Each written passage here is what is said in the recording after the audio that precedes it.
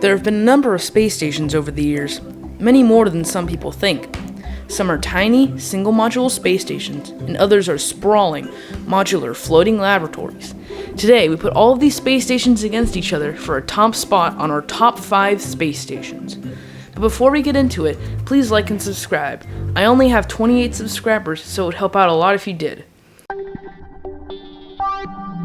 First up in 5th place, we have the Chinese Tiangong-1 space station. The first space station to be launched by China's CNSA.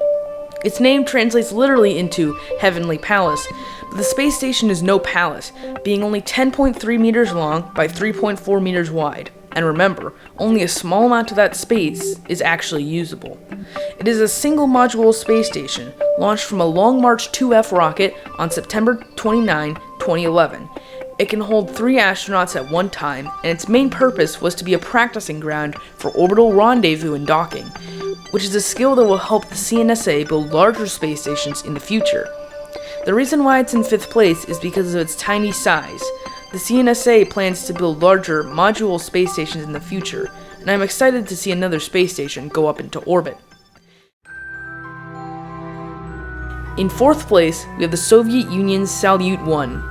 Salyut 1 was launched by the USSR in 1971 and was the first ever space station. It was a single module space station, 20 meters long by 4 meters wide. While Salyut 1 paved the ways for future space stations, it was riddled with problems. On the first mission, 3 astronauts were launched to the station. Their spacecraft docked with the station, but a problem with the hatch in the docking mechanism meant they couldn't safely enter the space station. They abandoned their mission and flew back to Earth. On their second mission to Salyut 1, another 3 astronauts were launched to the space station. They successfully boarded the station, and their stay lasted 3 weeks. However, when it was time to go home, the spacecraft they used to go to and to leave the space station, a Soyuz spaceship, was depressurized, and all 3 astronauts died on re-entry. The Soviet Union ended trips to the space station after this incident.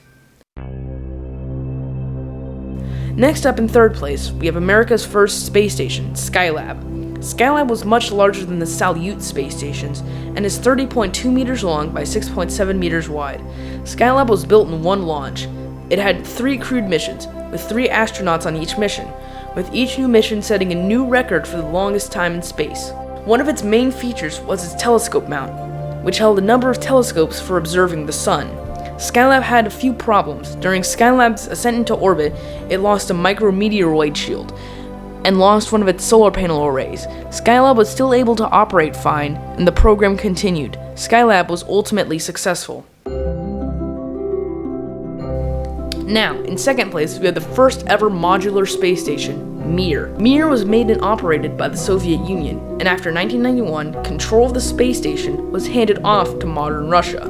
Mir is a modular space station, which means that pieces of the space station are launched separately and then attached in orbit. This means that Mir was much larger compared to the small single module stations we talked about earlier.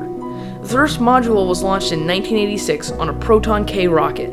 Many different crews stayed in Mir, not just Russian crews, but also people from America, Japan, and several European countries. When the space station was finally decommissioned in 2001, 104 people from 12 different countries had visited the station. Mir had brought many nations together to work towards the goal of space exploration. Now, for our number 1 spot, we have an icon of spaceflight, one of humanity's first efforts into colonizing the stars, the International Space Station.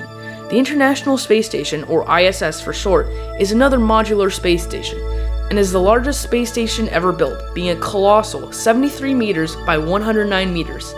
As its name suggests, the ISS is a collaboration of multiple space programs, including NASA, Russia's Roscosmos, the ESA, Canada's CSA, and Japan's JAXA. The first module of the space station, called Zaira, was launched by Russia in 1998, with many other modules coming soon after. The construction of the space station was a gargantuan undertaking. It took 13 years and $100 billion to construct this state-of-the-art floating laboratory. Many things are researched aboard the ISS, including astronomy, astrobiology, and meteorology, as well as many other fields of sciences. While the Apollo program landed humans on another world for the first time, the International Space Station is the first step into establishing a permanent presence in space. And that is the end of our look into these floating wonders in space. Please like and subscribe. Goodbye.